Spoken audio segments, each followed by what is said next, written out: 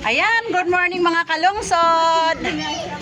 Ayan, dito sa harap namin ngayon, napakarami mga Ateneo student.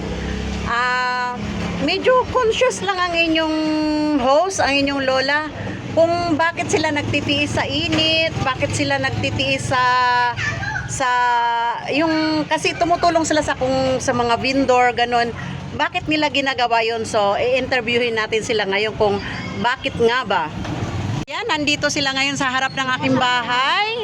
Hello! Ayan, magandang umaga. Ayan, dito sila ngayon sa tindahan ni Pichi. Wala ngayon si Pichi, kaya sila ngayon ang nakaano. Tapos doon naman, meron ding tatlong naka-assign. So, good morning mga bibi. Good morning po. Para saan ba itong mga ginagawa nyo na to? Ano po, part po to ng NSPP namin. So, immersion po siya para mas makilala po namin yung mga Pilipinong pinagsisilbihan namin, ganun. Kasi hindi pwedeng idea lang yung masa. Dapat kilala namin mga pangalan nila, alam namin yung pinagdaraanan nila sa community. So, ayun, para ma-expose kami kung man. So part pala ito sa ano nyo? Opo, required po namin. Kahit sa loob ng bahay, pumapasok kayo, ganon. Hindi lang sa mga ganito. Mamaya papakainin po kami ni Ate Pichi. Lunch kami. Ilang buwan tong ganitong ano nyo, aktibidades nyo? 2 araw. Ngayong second year po kami, 2 araw lang siya. Minsan 3 araw. Pagka third year, dun na po kami mas magtatagal. Kaya yun, hanggang bukas dito kami. Kaya abangan nyo kami. Meron din yung sa senior high na kada month siya. Once a month kami magbalik sa community. Mahilig kasi Ateneo magpadala ng mga bata sa immersion ng community para ma-expose ka. Masaya naman. Opo, nakakatuwa nga, ang daming chismis kanina ko tayo. May love triangle, wala. Ganon. So, maghapon kayo, hindi naman kayo nakakaramdam ng pagod. Ganito, mainit. Daming ang pagkain, kaya ito may palamig kami. May dekwat kami dito. Mabait naman kami.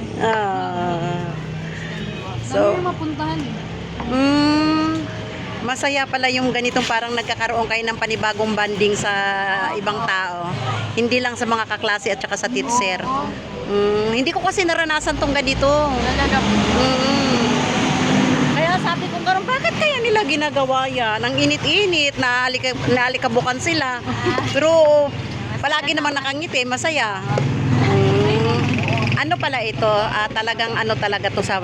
Ano bang kinukuha niyong kurso nga pala? Iba-iba course namin. Siya po. Legal management po. Ako naman applied physics ako. So, kahit ano kung required po siya sa lahat ng estudyante, ano man yung course na kinukuha.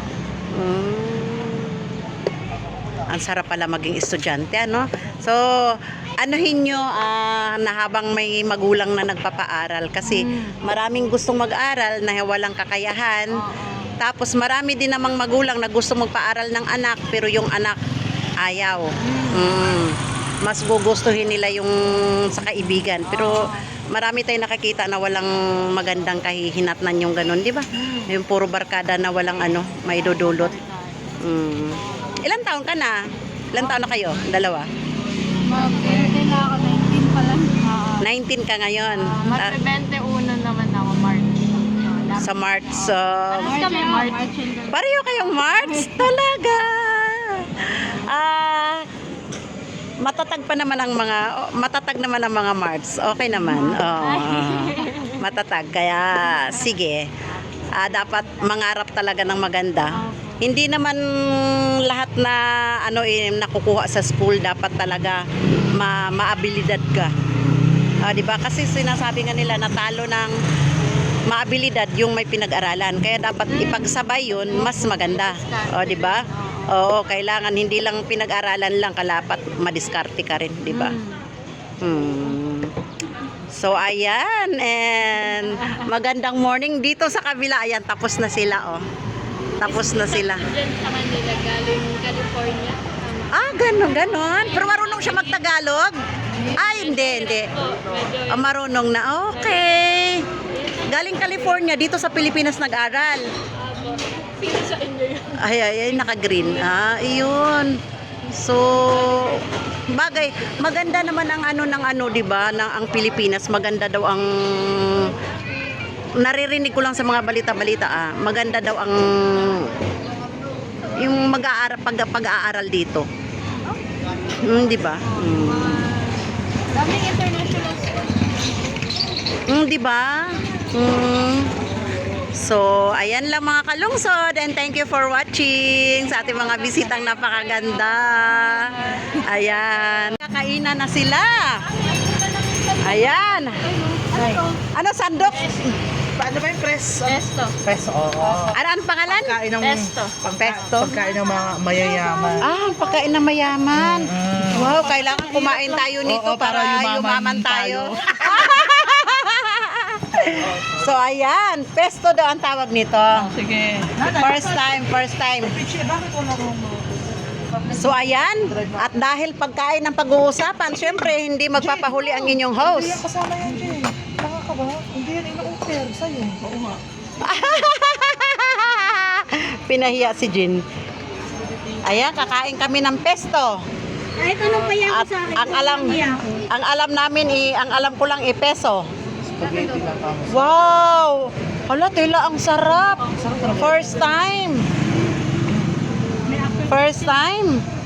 So, ayan, kain na sila, pakain na ni Pichi. Utang ina, mainit na. Ayan, kakain na kami. Ayan, ang inyong host, hindi pa rin matigil-tigil kakakuha ng pesto. Masarap. Ayun, si Miss Maricel Paking nandoon na, nakapwesto na. Kumakain na siya ng pesto. Ako nagpipisti pa lang. Hoy, bakit ikaw kumukuha ka ng ulam? Pwede ba 'yon? So, ayan, ito, lamunan na naman. Happy moment.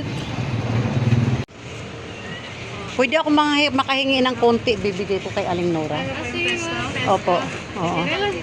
Walang nagbigay ng pagkain eh. Syempre. Ayun naman, wala namang kakayahan kasi yun. Kung hindi, bigyan natin. Ayan.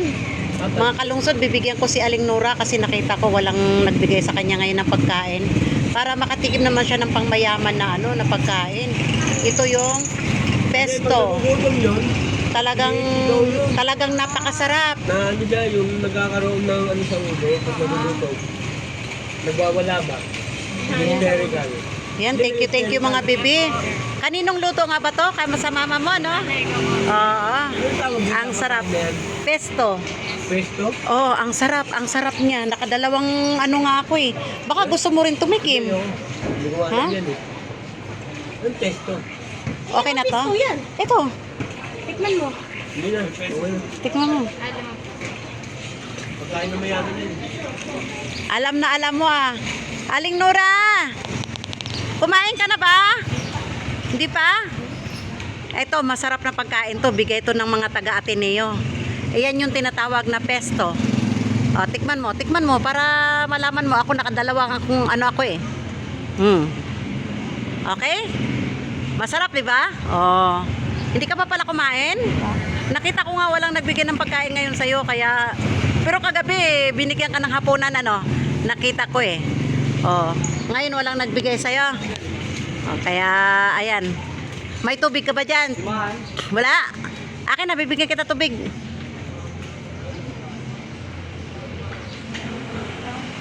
Sige.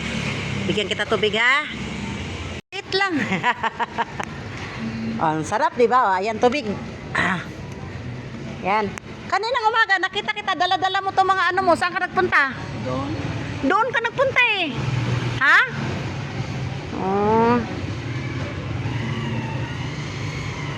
Masarap? Sarap, no? Kahit ako nga, nasarapan nga ako eh.